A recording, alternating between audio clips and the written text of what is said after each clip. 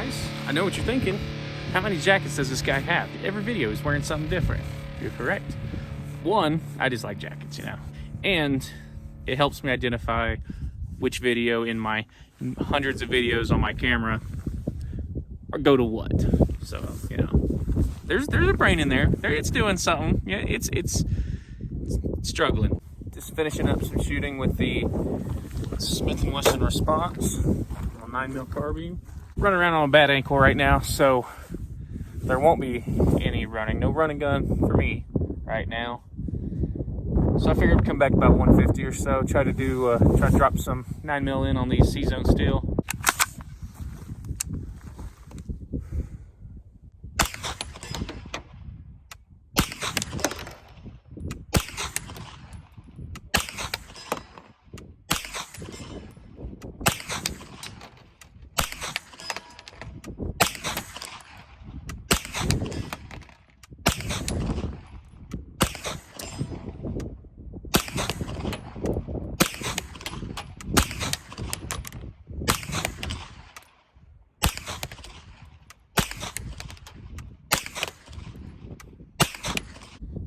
Wasn't perfect. My zero's off a little bit. I was moving my optic around and trying to figure out a way to I wanted to mount a GoPro back here. Figured that'd be pretty cool.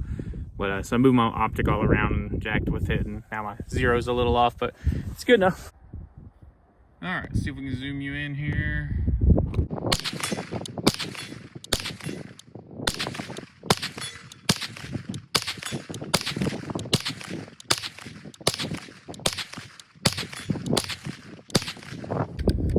Some of the smaller plates there on the plate rack.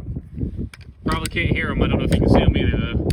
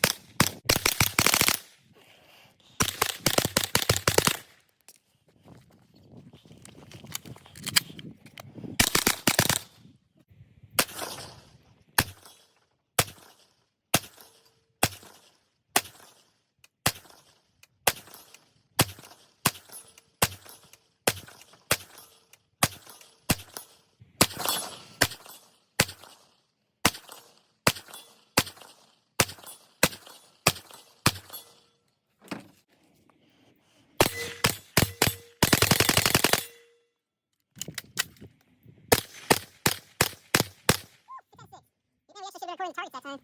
Don't do it, dumb enough.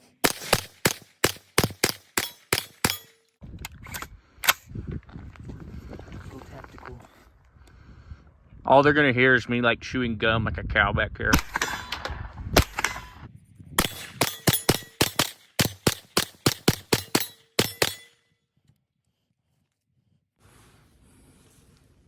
Is my head really that shiny? Good grief. I'm like completely distracted. I don't even remember what I was supposed to be talking about. I was like posing, trying to find where I'm at, and it's like just massive. I'm bald. That is awful. I'm gonna get a hat. I can't look at that. It's gonna distract me. There we go. That's better. Full disclosure. What is my relationship with Smith and Wesson?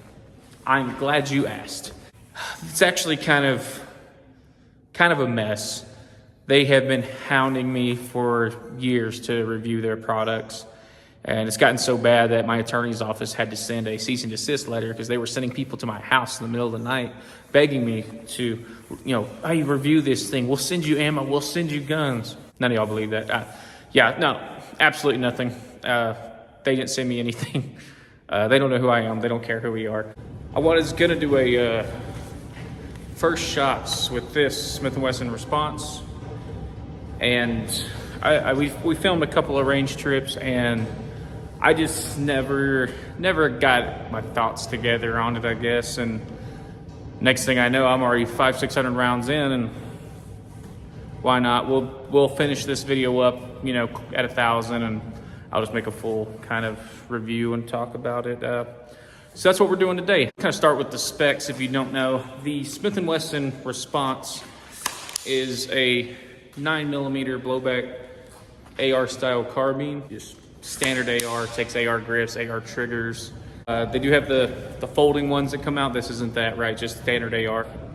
The thing that makes this one kind of different from normal, this is all polymer. And I mean everything but like the barrel. Buffer tube's probably metal.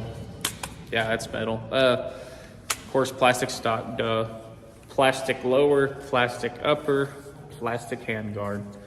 And I know a lot of people, when I first told them about this, what I had, and they were like, oh man, it's gotta be super light, right? It's all polymer, it's gotta be super light. It's actually just as heavy, if not heavier than a standard aluminum. We're not gonna really dive into the whole PCC, are they useful, argument. Probably not qualified to really say. I don't really find a use for them very often. I think they're fun. I think if it shares magazines with handguns you already have, it could be a lot of fun. They're not as concussive. I'm kind of in that range of, if I'm going the same size and weight as a rifle, I'm probably just gonna run a rifle caliber. But there are plenty of reasons to use a pistol caliber. It's cheaper. You can shoot steel and stuff up close. I think there's a psychological factor. I know a lot of people in my family, wife, mom, sister, kid, people that have no interest in shooting my full-size rifles. They're too loud, they kick too hard, blah, blah, blah. They seem to love shooting this and a couple other 9mm carbines. They love shooting these things. And it cracks me up because, it's so light, it's so easy to hold up, and it doesn't kick very much.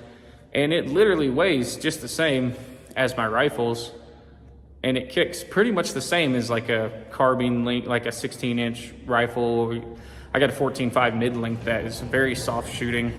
But mentally, they think it's easier, so they're more excited to go shoot it. So, if you're trying to get somebody into kind of an AR platform and they're a little scared or a little skittish, it's not a bad idea. I'm not anti-PCC. I know a lot of people hate or love them.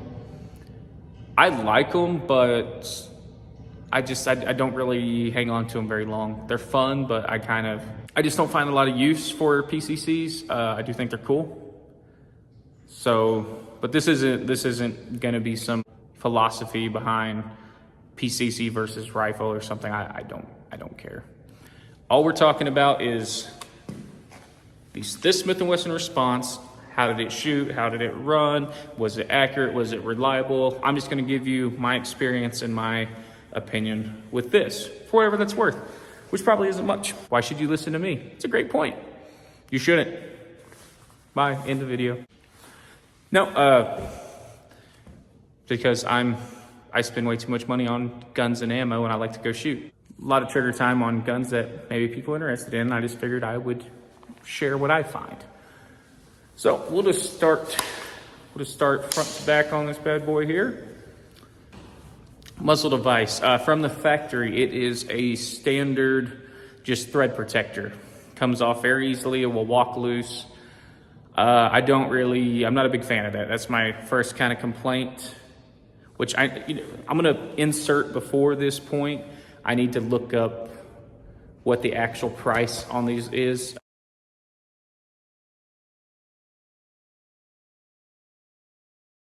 This was something that was gotten in a raffle and then was traded to me so I could do a video on it. So I have no clue what this thing actually cost. I need to look that up.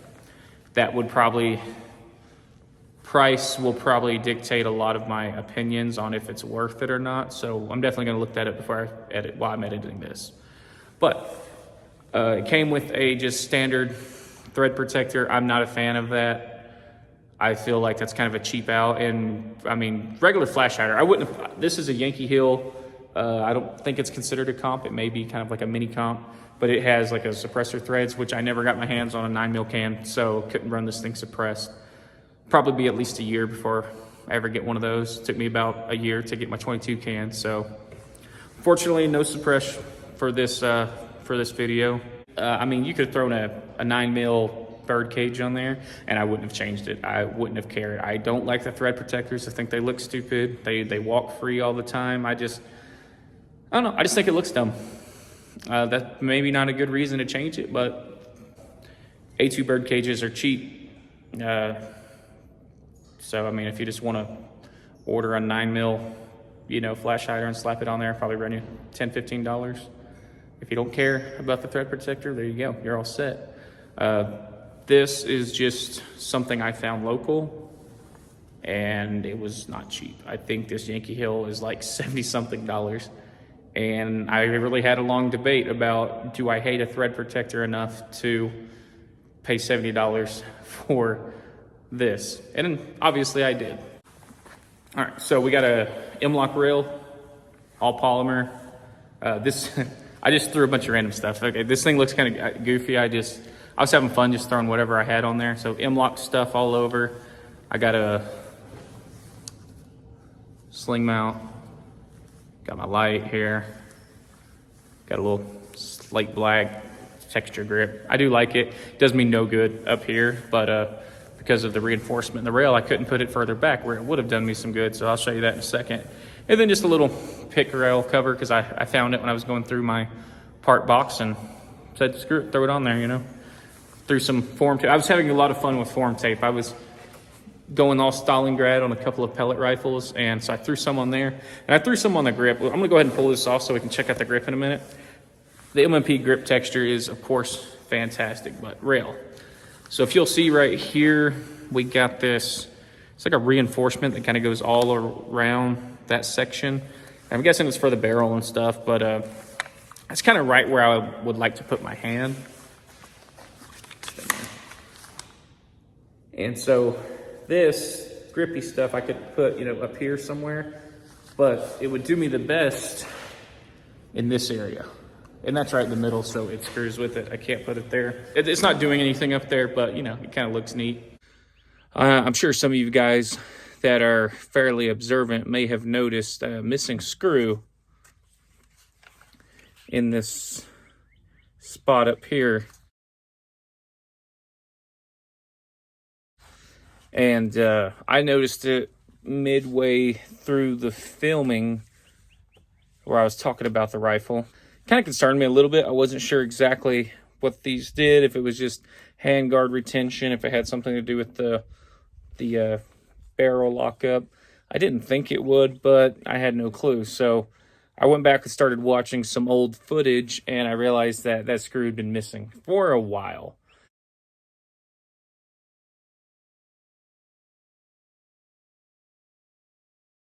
Like, I was filming this stuff during February, and I found some footage in, right before Thanksgiving that the screw was missing, and then about a week prior to that where the screw was present. So it had been missing for a while, several months, several hundred rounds.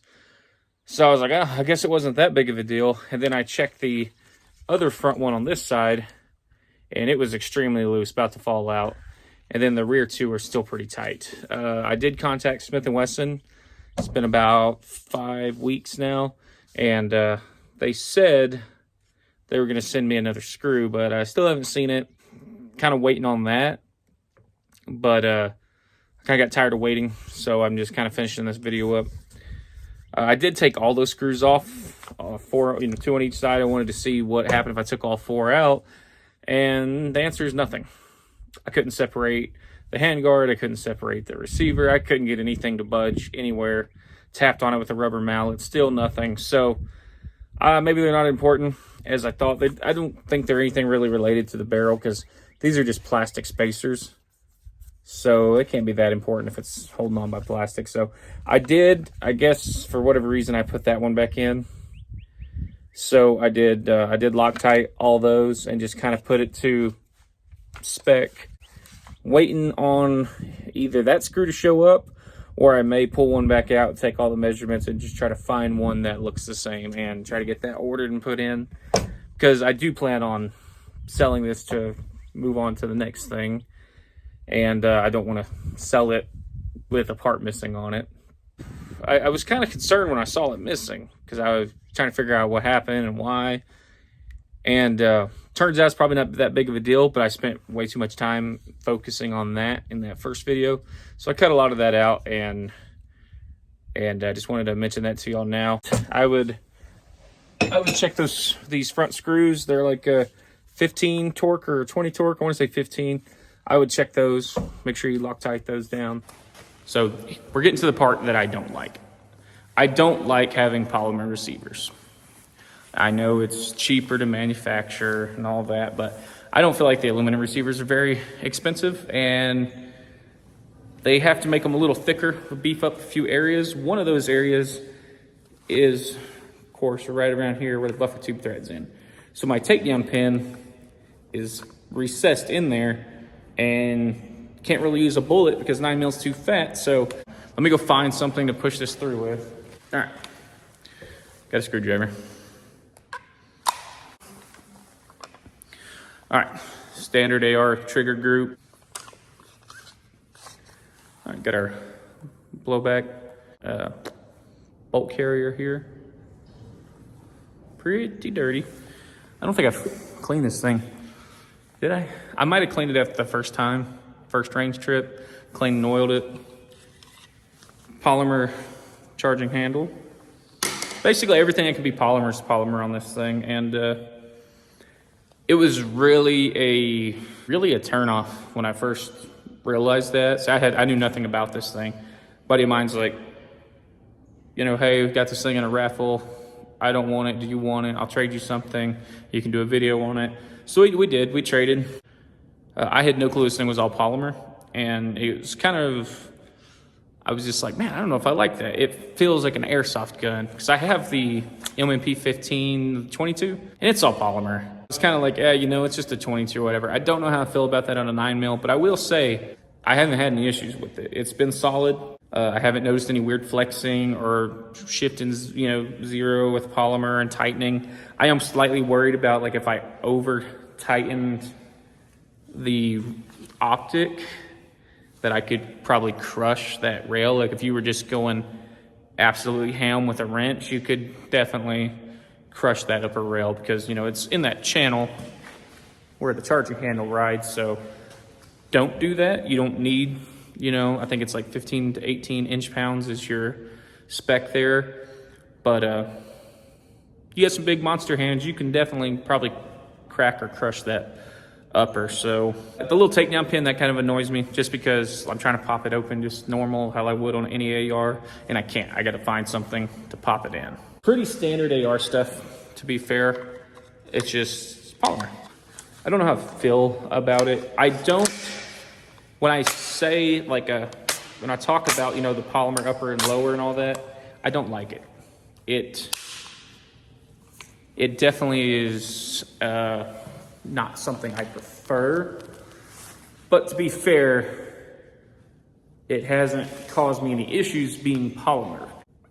Oh, other thing on the lower mag well, this is the Smith and Wesson magazine. All right, these are 21 round mags with the 2+2 base plate, so 23 round mags.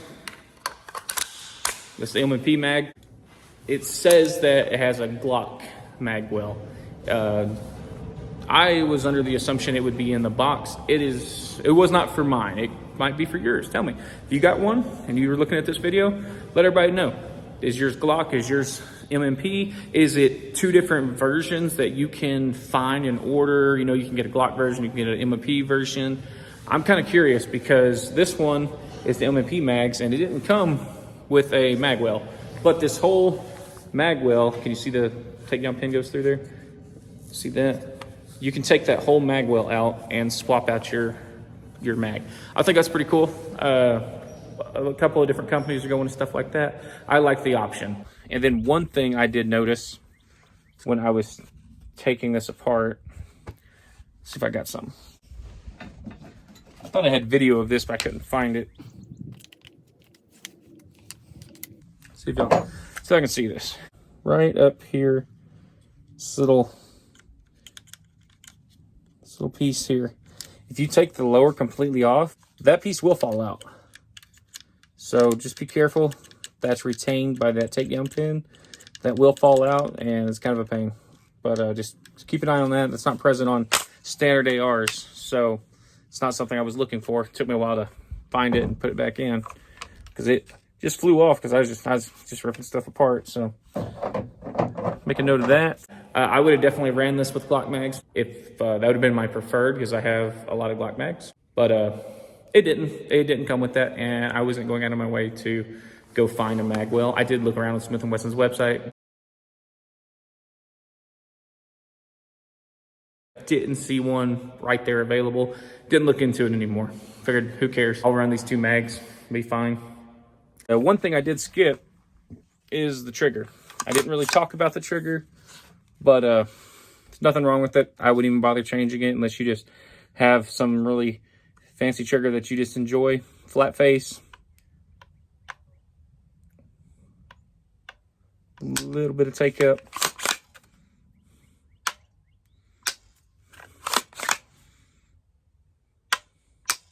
It's a very nice trigger. I'd say maybe a 4 to 5 pound trigger. Nothing wrong with it. Completely usable. I didn't really mention it, I guess. So grip, it's the M&P textured grip like all their rifles. It's even got the interchangeable things like on their pistol, you know, take that out. It came with multiple back straps. It feels like plastic. I mean, it is, but it almost feels like a toy, you know? Got some good weight up front with the barrel. It's very light in the butt. It kind of feels like I'm holding an airsoft gun. A lot of flex, a lot of wiggle. All that being said, it runs great. I shot mostly, I'm gonna say at least 500-600 rounds of the CCI Blazer. And I shot probably 250, 300 rounds of MagTech. I probably finished out the last of my MagTech. I shot, I think, one box of the new Winchester M1552, whatever the new military stuff is. It's 115, this stuff is crazy hot. And it handled it like a champ. That might be what rattled my screw out, actually. That stuff is breaking guns, man. This thing handled it. Shot, I think, 100 rounds of Winchester Ranger, the 147. And then I shot a couple of mags of the SIG carry, the SIG defensive stuff. So it's had a variety, and it's handled it all. There was one stoppage, kind of, that I had on one of our first outings, and I'll input that footage right now. Uh-oh. Man, I was just talking crap about how this thing was running good, too. Let's see what we got.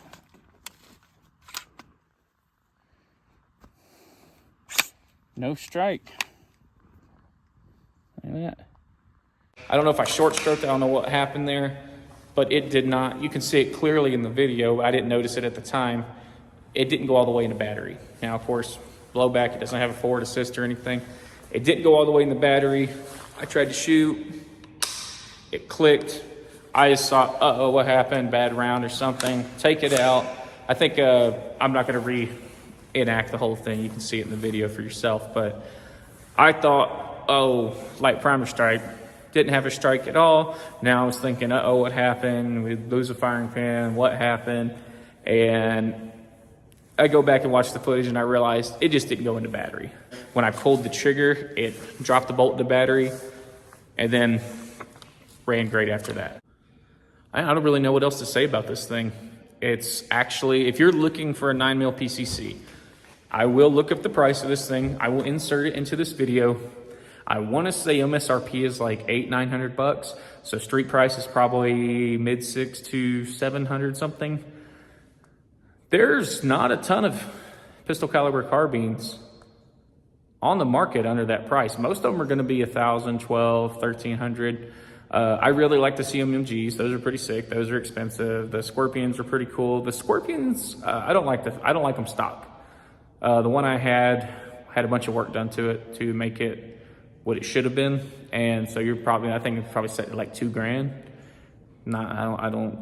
It's a lot of money for a 9mm carbine. The AK9s, AKVs, you know, from Kalashnikov USA and from PSA, those are super cool. They're very expensive. So for the price range that I believe the Smith and Wesson is setting in, I mean, what more could you ask for? It's accurate, it's reliable.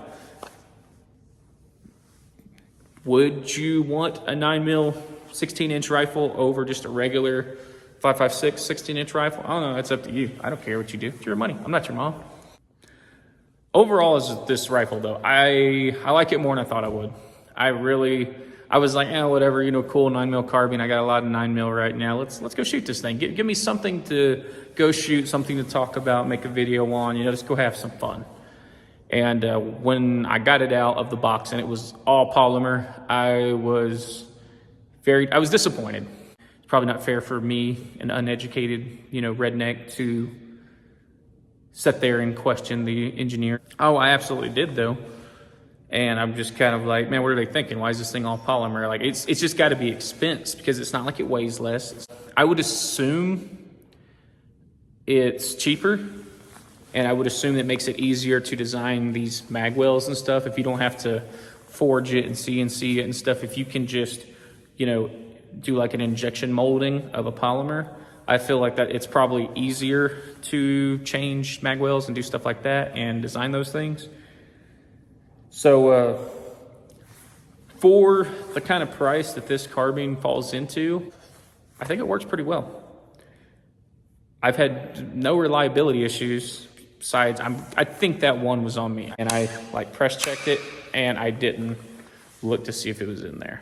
So I'm gonna take that one. I'm gonna take that L. But this rifle has actually been pretty good. If you have one of these, share your experience. I would love to hear from you.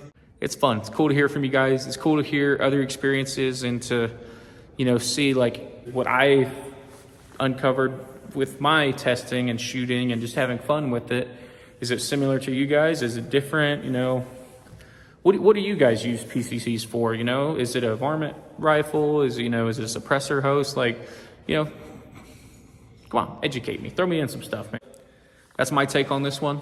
It's been great for that many rounds, yeah. But overall, I think it's pretty cool. It's not something I plan on keeping. I do like it, but I got other projects that I would like to move on to. So I'll put this thing back to stock. I'll get that screw replaced, and then I will move on to other things.